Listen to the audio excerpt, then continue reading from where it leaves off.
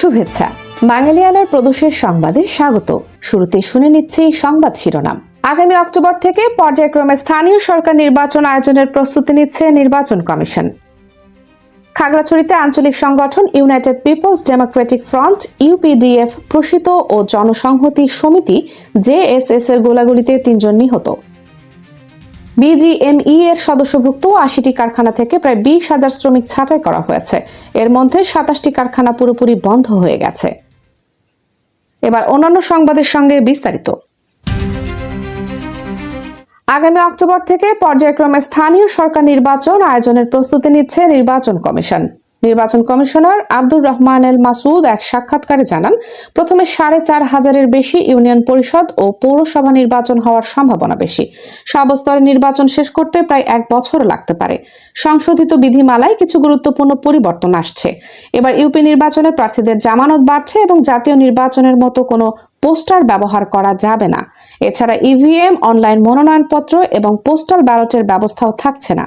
আইন শৃঙ্খলা রক্ষায় পুলিশ, বিজিবি ও আনসার মোতায়েন করা হবে এবং সহিংসতা রোধে বিশেষ ব্যবস্থা নেওয়া হবে।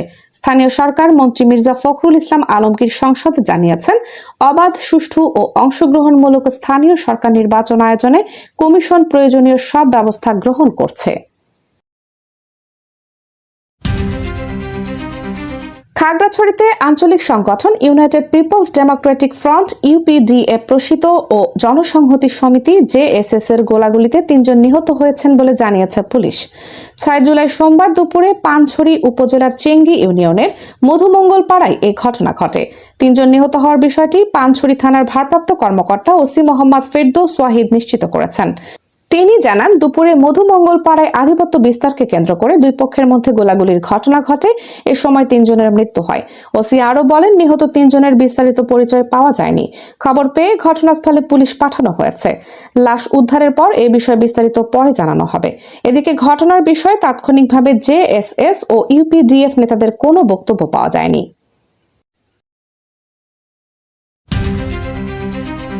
চলতি বছরের প্রথম ৬ মাসে দেশের তৈরি পোশাক খাত সহ বিভিন্ন শিল্পে কমপক্ষে ২০,০০০ শ্রমিক চাকরিচ্যুত বা ছাঁটাইয়ের শিকার হয়েছেন।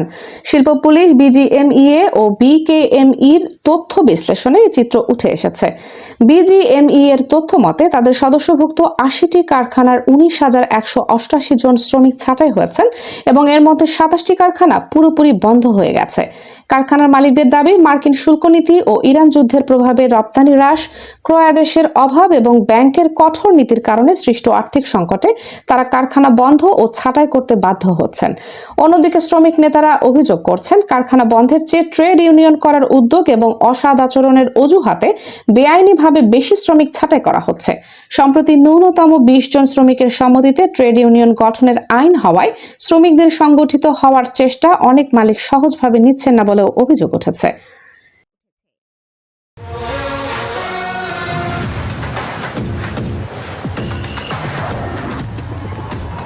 এবার শুনে নিচ্ছি ফিফা বিশ্বকাপের খবর।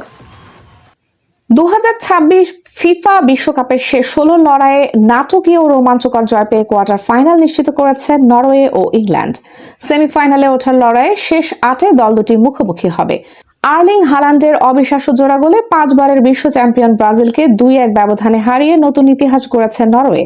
১৯৯০ সালের পর এই প্রথম বিশ্বকাপে এত দ্রুত বিদায় নিল ব্রাজিল। ম্যাচের শেষ দিকে নেইমার পেনাল্টি থেকে ১ গোল শোধ করলেও তা শুধু সান্ত্বনাই ছিল। এই জোড়া গোলে চলতি আসরে ৭ গোল নিয়ে গোল্ডেন বুটের দৌড়ে এমবাপ্পে ও মেসির পাশে বসলেন হালান্ড। অন্য ম্যাচে মেক্সিকোকে ৩-২ গোলে হারিয়ে কোয়ার্টার ফাইনালে উঠেছে ইংল্যান্ড।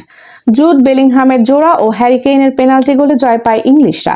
মেক্সিকোর পক্ষে কিনিয়ানোস ও হিমেনেজ গোল করলেও শেষ রক্ষা হয়নি।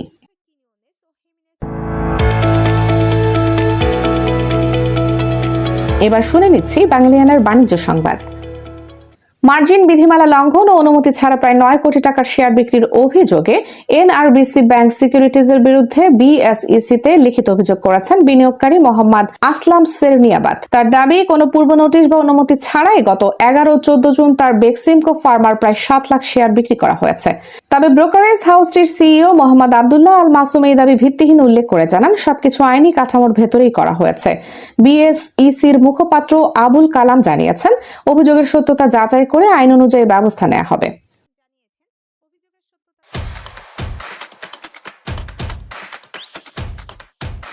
এবার শুনে নিচ্ছি বাঙালিয়ানার ক্রীড়া সংবাদ।